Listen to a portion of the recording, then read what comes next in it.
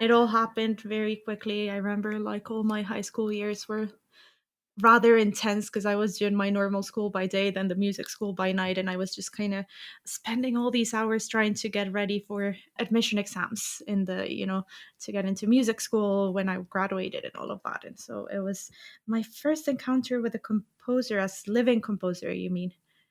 Yeah, well, that's my intention with this question, but Yeah. other people have answered it like their first encounter with a living composer's music. So feel free, Okay. either or.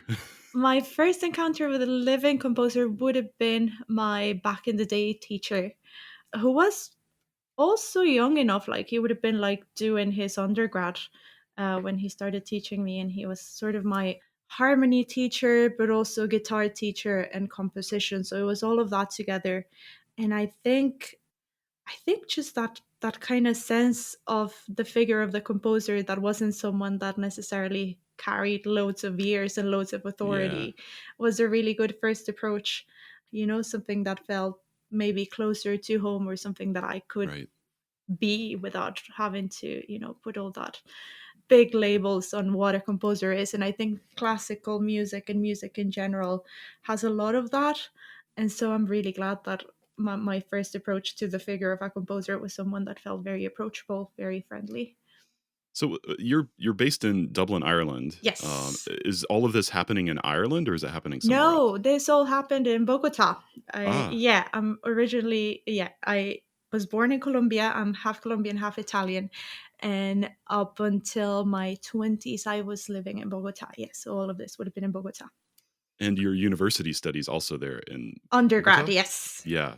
That's also fascinating to me. So, I guess with that in mind, can you share a little bit of an overview of your journey, of your creative journey, connect the dots, so to speak? I know there's a lot to cover, I'm sure, from that point to today, but I mean, do you feel like you followed a more conventional path, whatever that might mean to you, or do you feel like it was kind of with some unexpected twists?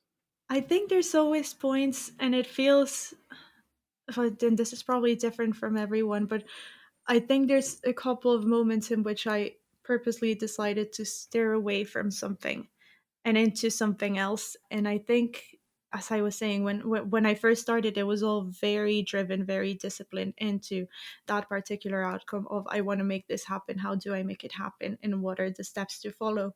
After that, I went to do my undergrad in Bogota, and would have been, or what is like the big music school there for composition, which is the Javeriana University. And they have a really nice program in composition. It's long. It's about 5 years, Wow. and it's very heavy in theory, and it's famously difficult. It would have been like the kind of place that you get very few people actually finishing the program from the intake. And so I went there, and it was 5 years of working really hard in getting my best out of all the, let's say, technical skills that you learn as a composer.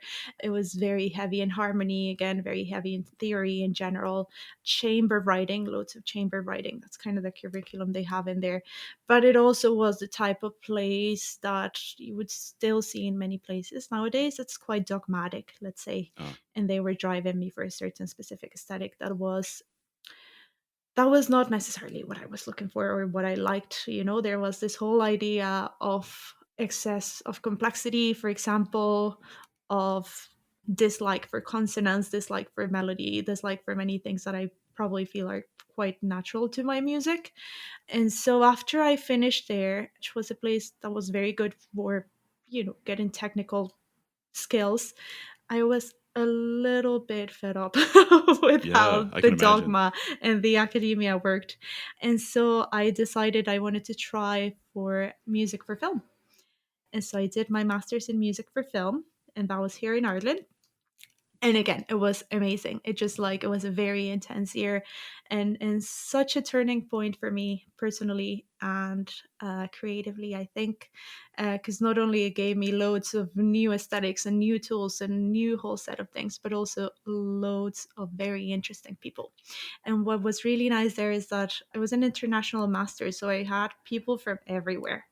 and from very different backgrounds. It would have been completely different to what I was used to in my undergrad, because like you would have people coming from jazz or from more folk traditional stuff or even from pop, and like all these other things that were kind of coming together in the melting pot, and that was really cool.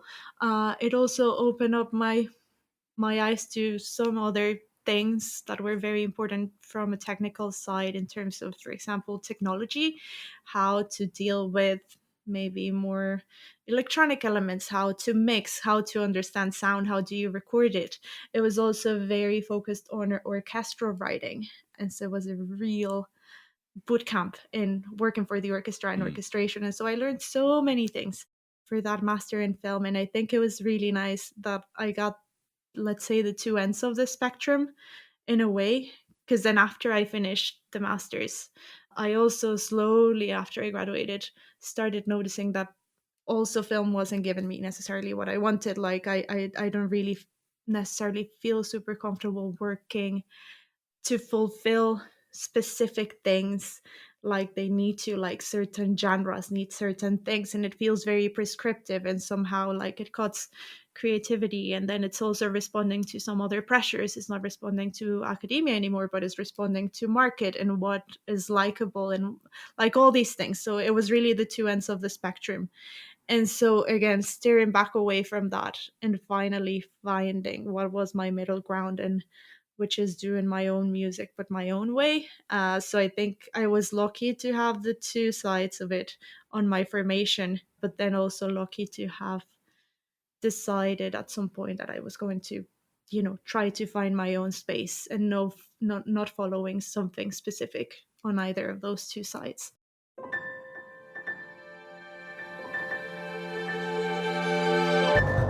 Thank you so much for tuning in to Micromaker by Loose Leaf Transmissions. We hope you enjoyed this brief glimpse into the inner workings of the creative life. If this resonated with you, be sure to check out the full conversation on Music Maker with Tyler Kline, a podcast exploring craft and process, philosophy and inspiration, and the honest, often messy parts of being an artist, creative uncertainty, purpose and identity, and resilience. You can find Music Maker wherever you get your podcasts or by visiting musicmakerpodcast.com.